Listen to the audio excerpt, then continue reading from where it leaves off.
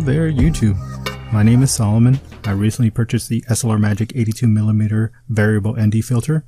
I did some tests to see how it performed and I wanted to share that with you today. We'll be looking at build quality, color cast, sharpness, and vignetting. The photos and video are straight out of the Sony A7II with the Sony 24-105 f4 lens. So here we have the ND filter with the plastic case it comes with. The case is nice, durable plastic. The filter itself does come with a lens cap. It's a little bit finicky to get on and off, but it does its job to keep the dust and debris off of it and protect the filter itself. But it just does fine. It does not come with any step-up rings, so you will have to buy that separately.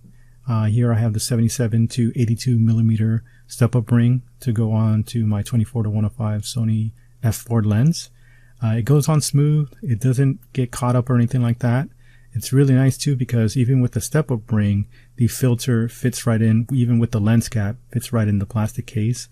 And the plastic case is really nice because it locks up. It has this rubber band or weather sealing around it, I guess. I can't imagine getting in water, but it's really nice because it is durable. It goes right in the bag and it's really nice.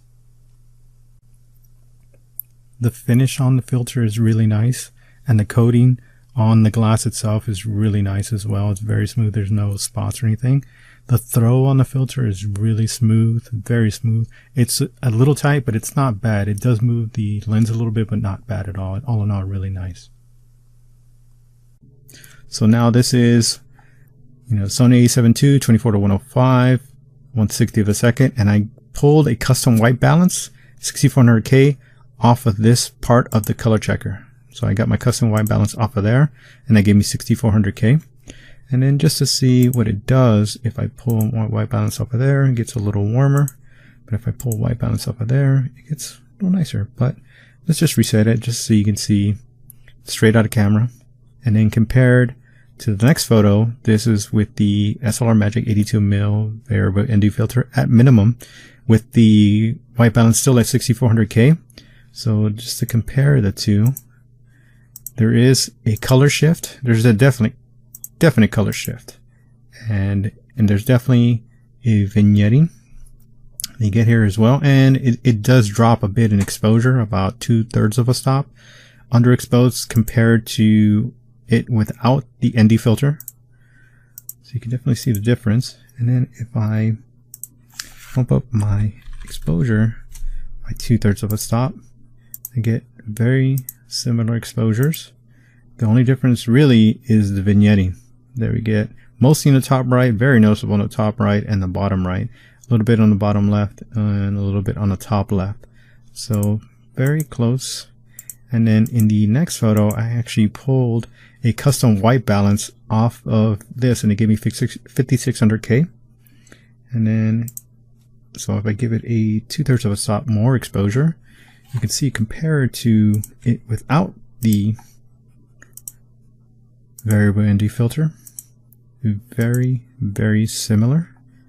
So you can see the difference in vignetting. I don't know, would you call that vignetting? It's vignetting, I guess. You can definitely see the difference. And between the two. And then now let's get a closer look. Let's pull this one at both of them. So this is here and this is there. Wait. So let's get a zoomed in look at this.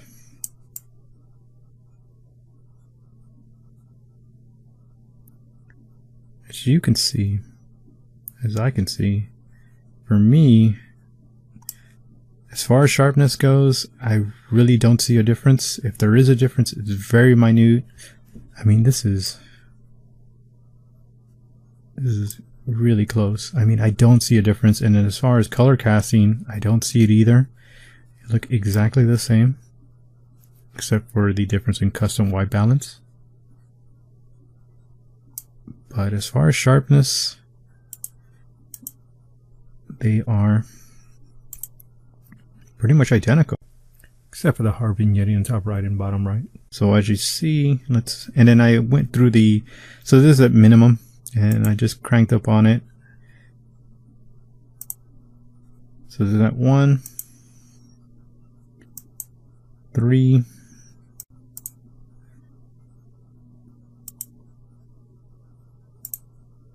7, 10, maxed out. And then as I went, you can see, so between it at 7, when I get to 10, I had to bump up ISO to 400. When I got to max, to keep the exposure very similar, I had to bring up the ISO to 800. You can see it's at f4, 800, 1/60 of a second. This is at maximum. And then if we compare it to, say, I think this is 5. So between 5 and max, you notice that there's a huge, I don't know if you would call this a vignette. I don't know what you would call this. I mean, looks like a vignette, but it's only really in the bottom left and the top right, and it kind of almost comes right across between the two. But it's not, I mean, it's definitely noticeable. So if you bring it down to,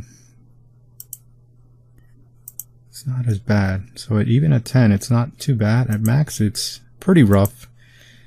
At 10, not too bad. 7, 5, yeah, all the rest look pretty good. They all look really good. And then of course, you know, you're getting this vignetting.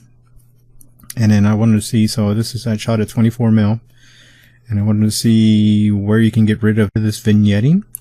Just zoomed in a bit until it went away. And then roughly at 29mm is where you get rid of most of the vignetting. It's gone. There's none left. None on the bottom, a tiny bit on the bottom right, and a little bit on the top right. Very low, not too much. So at 29mm, it's not too bad at all. Slight difference as far as your focal range, but still able to get my composition. All in all, as far as photos go, the color cast, the sharpness, and the vignetting is very manageable. As far as the color cast, it's correctable. As far as sharpness, it looks identical. And as far as vignetting, it's correctable. Just gotta bring it up to 29mm, roughly 29mm, 28mm. All in all, not too bad. Okay, so now this is in video. We're still shooting with the Sony A7II 24-105. So I'm sitting at f9, ISO 200. The variable ND filter is at minimum. And I'll crank it up little by little.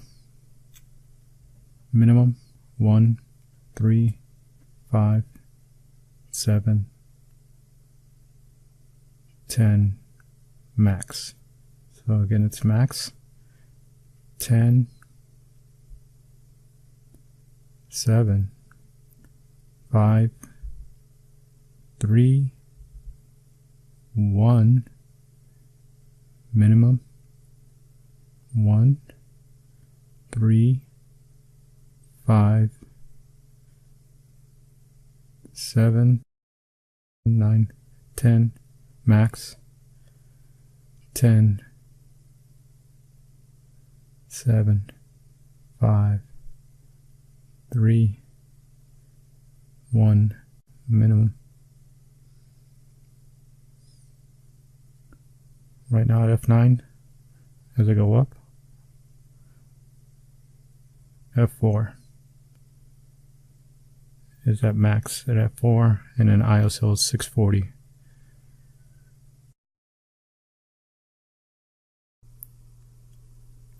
All in all, I really do think the SLR Magic variable ND filter is a great piece of kit to have on you if you shoot video and photos.